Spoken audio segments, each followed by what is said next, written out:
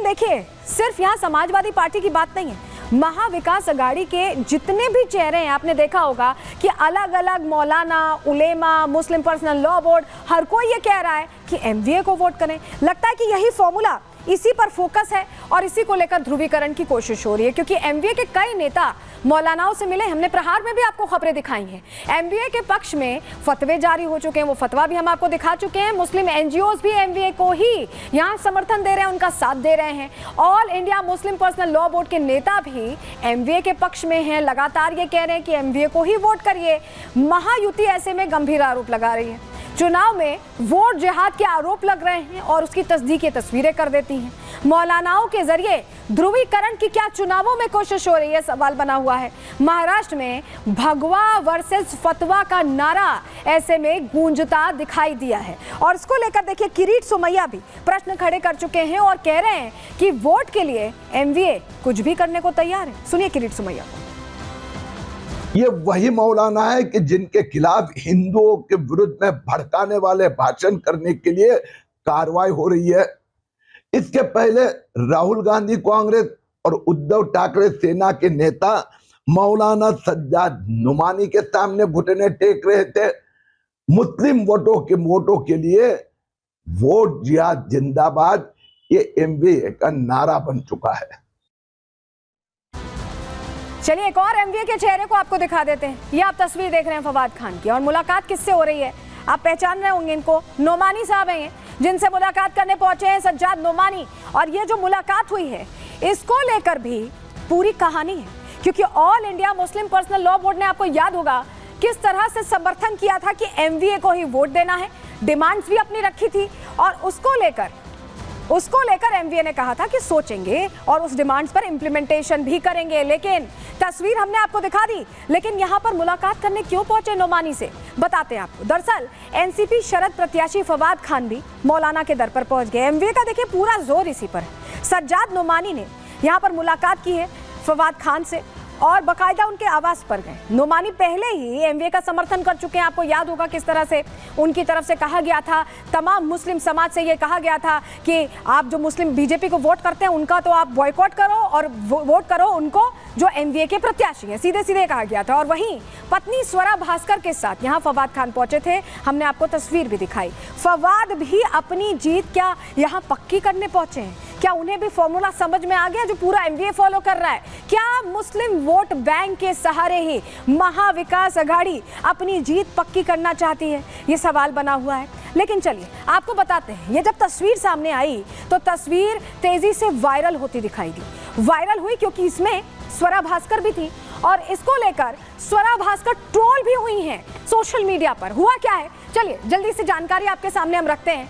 दरअसल स्वरा के सुर बदलते जैसे ही दिखाई दी वो ट्रोल होने लगी। चुनाव के दौरान स्वरा भास्कर भी एमवीए के रंग में रंगी दिखाई दी।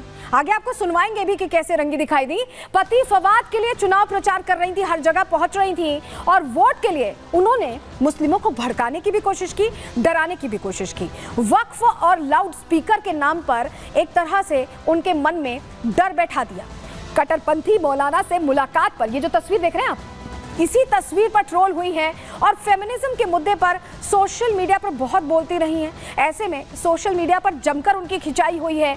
नोमानी की सोच महिलाओं की आज़ादी छीनने वाली है और उसी नोमानी से, उसी सज्जाद नोमानी से मुलाकात करके कैसे फोटो खिंचवानी, देखिए।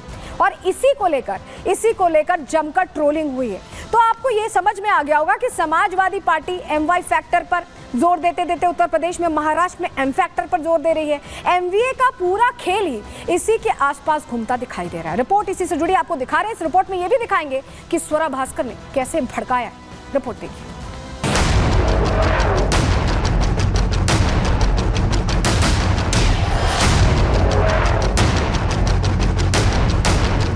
बीजेपी के लोग जो मुसलमानों के साथ बार बार आपके साथ जिन्होंने किया ही, तो ये लोग सुनते नहीं आना चाहिए। मुस्लिम वोटों के लिए वोट जिहाद जिंदाबाद ये एमवीए का नारा बन चुका है। महाराष्ट्र में कल विधानसभा के चुनाव हैं। चुनाव प्रचार थम चुका है, लेकिन एमवीए के प्रत्याशी अपनी जीत पुख्ता करने के लिए हर मुमकिन कोशिश कर रहे हैं। सपा जो उत्तर प्रदेश में एमवाई फैक्टर वाली राजनीति कर रही है, वो महाराष्ट्र चुनावों में भी मुस्लिम वोटों के सहारे ही मैदान में है और इस बात की तस्दीक कर रही है ये दो तस्वीरें। सपा के वरिष्ठ नेता अबू आजमी अपनी जीत पक्की करने के लिए जहां भड़काऊ बयानबाजी करने वाले मौलाना मुफ्ती सलमान के दर पर पहुंचे, वहीं फवाद खान पत्नी स्वरा भास्कर के साथ मौलाना सज्जाद नोमानी से मिलने पहुंच गए। ये वही नोमानी है जो खुलकर ये कह चुके हैं कि all India Muslim personal law board इस चुनाव में महाविकास आघाड़ी का समर्थन करेगा। अगर आपके इलाके में कोई जालिम का साथ दे तो उसका बाइकआउट की। मुझे मालूम है लोकसभा के इलेक्शन में आपके कुछ लोगों ने बीजेपी का साथ दिया था। ऐसे लोगों का हुक्का पानी बंद होना चाहिए, ऐसे लोगों का सोशल बाइकआउट होना चाहिए, ऐसे लोगों से सलाम दुआ बंद होनी चाहिए। नोमानी का ऐलान सुनते ही फवाद खान मुस्लिमों का वोट पाने की लालच में मौलाना के दरबार में हाजिर हो गए। फवाद अपने साथ अपनी बेगम स्वरा को भी ले गए। ये वही स्वरा भास्कर है जो महिला सशक्तिकरण की बात करती थी, महिलाओं की आजादी की बात करती थी। लेकिन जब सवाल वोटों का आया तो स्वरा उस मौलाना के साथ खड़ी नजर आई जो महिलाओं की आजादी का सबसे बड़ा विरोधी है। स्वरा भास्कर ने इस चुनाव में फवाद के लिए चुनाव प्रचार भी किया। वो जिस मंच पर गई मुस्लिमों को डराती और भड़काती नजर आई। वो कह रहे हैं कि जब महायुति की सरकार आएगी तो सबसे पहला काम वो ये करेंगे कि मस्जिद पर से लाउड स्पीकर हटा देंगे। भाई इतना तो मुझे भी समझ में आ गया कि मुसलमानों के दीन और ईमान में इतनी हिम्मत है, इतना जोर है, इतनी मजबूती है कि वो लाउड स्पीकरों पे नहीं, लाउड स्पीकरों की जरूरत नहीं है उसे। मौलाना से स्वरा भास्कर की मुलाकात और चुनावी सभाओं में जहरीली तकरीरें बता रही हैं कि स्वरा भास्कर अब सियासत में उतर चुकी हैं और उनकी तकरीरें समाज के हित वाली नहीं बल्कि वोटों की खेती वाली बन चुकी है। Bureau report, Republic Bharat.